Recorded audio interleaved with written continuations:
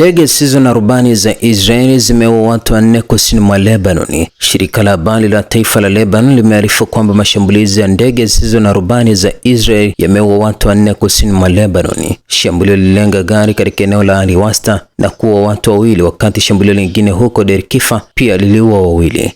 Kamishna wa nishati wa Umoja wa Ulaya Dan Jackson amewaonya serikali za Ulaya kwamba zinapaswa kujiandaa kwa usumbufu wa muda mrefu katika masoko ya nishati kutokana na vita vinavyoendelea.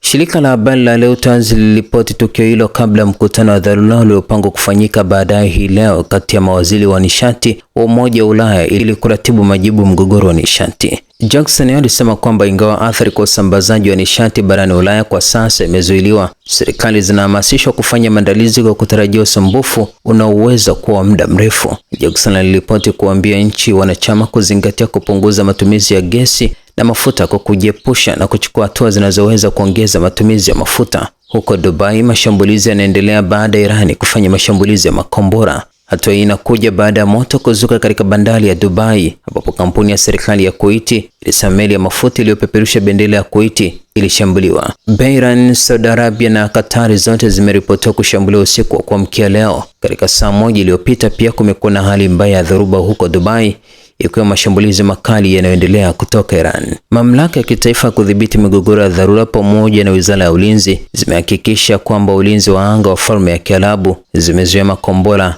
na anga lake likikabiliana vitisho vya makombora na ndege zisizo na rubani kutoka Iran. Katika taarifa yake walisema, tunajua kuna kituo cha anga kusini katikati mwa jiji la Dubai pamoja na bandari ya Jebel Ali na vituo vingi kando ya pwani kuelekea Abu Dhabi ambavyo hivi karibuni vimekuwa shabaha zinazolengwa katika mashambulizi ya Iran. Katika hatua nyingine, IRGC inadai imeshambulia meli ya Israel na kambi za Marekani katika Guba. Majeshi yake ya majini yalishambulia meli ya mizigo ya Israeli kwa makombora ballistic katika Guba ya Arabia. Ndege zisizo na rubani za Irani zililenga kikundi cha wanamaji wa Marekani kwenye pwani ya Falme ya Kiarabu. Ndege zisizo na rubani za Irani ziliharibu mfumo wa kuzuia ndege zisizo na rubani wa jeshi la 5 la Marekani lililopo karibu na uwanja wa ndege wa Manama nchini Bahrain. Ndege zisizo na rubani pia ziliharibu rada 2 za kisasa za ulinzi wa anga katika kituo cha Marekani nchini Kuwait.